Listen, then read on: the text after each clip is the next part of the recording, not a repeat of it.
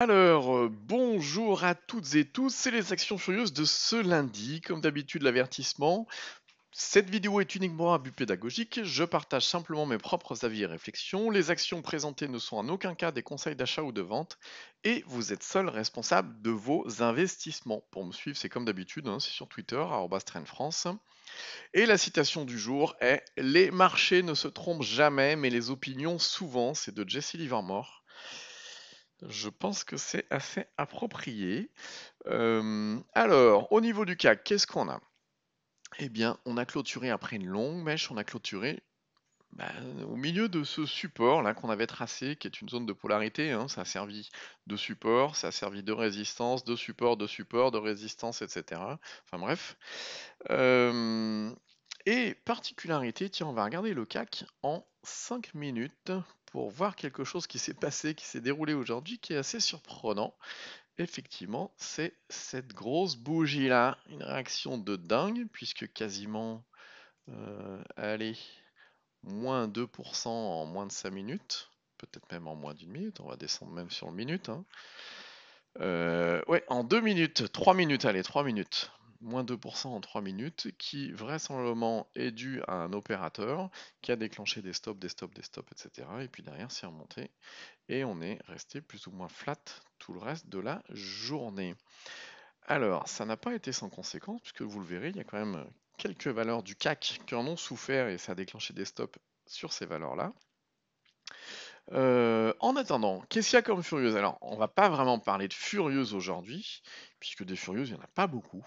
On va parler surtout de valeurs qui ont bien tenu, puisque les valeurs qui ont bien tenu dans ce contexte, bah, c'est des valeurs qui peuvent bien pousser derrière. Alors, malgré tout, qu'est-ce qu'on a? On a BIC. Alors vous le verrez, il y en a pas mal. Il y a pas mal de valeurs qui ont fait cette grosse mèche, bah, du coup à la mèche du CAC. Tout le monde est parti un peu en panique, mais on a BIC qui finit à plus 0%, c'est plutôt pas mal. BIC, je vous rappelle le scénario, c'est du scénario semaine avec cassure de la résistance dynamique et de l'oblique baissière ici, puis derrière mouvement. En journalier, on avait la cassure de ce canal-là qui correspond peu ou prou à la cassure de la résistance dynamique qu'on a vu précédemment en bougie semaine. On a également GTT qui a plutôt bien tenu, c'est du plus 0,18, on va dire même qu'elle a quasiment pas bronché. Donc on a toujours les 116 en surveillance, la cassure de ces 116 qui pourrait relancer la tendance derrière. On a Dassault, alors elle par contre, elle a souffert de la mèche du CAC, parce que regardez cette mèche-là, c'est énormissime. Alors effectivement, souvent on dit, ouais, mais c'est la raison pour laquelle je mets pas de stop, parce que je peux me le faire taper. Oui, c'est vrai.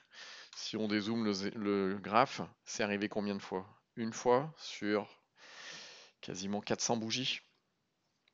Bah, je préfère que mon stop il me sauve 80% du temps, voire même 90% du temps, plutôt que 20% du temps je sois pas tapé et que les restants du temps je crache mon compte. Donc après c'est une affaire de goût, c'est une affaire de stratégie. Je respecte les stratégies de tout le monde, mais moi je préfère avoir un stop. On se fait sortir, c'est pas grave, et puis quand ça remonte, on rentre. C'est pas catastrophique non plus. Bref. Donc oui, Dassault, je reviens dessus quand même, parce que c'est intéressant. Dassault, on est toujours sur les plus hauts et ce niveau-là qu'on avait tracé, qui est à surveiller, puisque la cassure pourrait relancer une impulsion haussière, et puis derrière on a la résistance des 167,8. Ça peut être intéressant. Pourquoi? Parce que cette résistance-là, bah, c'est les derniers plus hauts qui datent d'il y a de juillet 2018. Et si jamais on arrive à les passer, une fois passés, eh bien, on n'a plus de résistance au-dessus de la tête. Donc ça, c'est intéressant. C'est un scénario intéressant à jouer.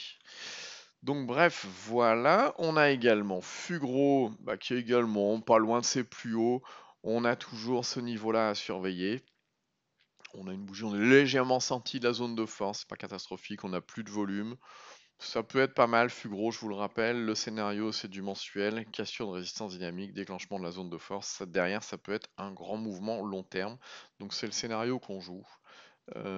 Ensuite, on a Elia Group qui a plutôt pas mal résisté malgré, comme Dassault, cette grosse mèche. Donc on est revenu et on est proche de cette résistance support ici. Et puis ce qu'il faudrait, c'est qu'on arrive à casser cet oblique qu'on avait tracé. On a également CGG. CGG, on a cette belle oblique baissière. Ça c'est beau, c'est relativement propre. On a des volumes décroissants, on a une oblique baissière au-dessus de la tête qu'on a déjà testé. Et effectivement, on a une zone assez intéressante à surveiller, d'autant plus que le mouvement il est haussier derrière. Et CGG, je vous le mets en semaine. Donc en journalier, on l'a vu, on est en pleine zone de force sur l'indicateur extra-trend. En bougie semaine, on est en pleine zone de force sur l'indicateur extra-trend. Et en mensuel, alors là, on va vraiment à l'extrême, hein. Il y aurait peut-être une résistance dynamique à aller chercher dans 50-60% à peu près. Bref, on va oublier le mensuel pour l'instant. Mais en weekly, c'est plutôt pas mal. On a une résistance au-dessus de la tête, il y a de grandes chances qu'on aille la chercher. En général, les cours, ils sont attirés par ces résistances-là. Ça peut être pas mal. Donc voilà pour CGG. Point à surveiller, on l'a ici.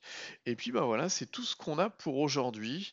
Alors comme d'habitude, hein, si vous souhaitez télécharger l'indicateur extra trend, vous tapez extra trend dans Google et vous allez sur le site indicators.net. N'hésitez pas à laisser un commentaire sympathique. Et puis bah, pour vos calculs de taille de position, on vous recommande comme d'habitude, puisque c'est un outil gratuit qu'on a mis à la disposition de tout le monde pour que ça puisse vous être utile.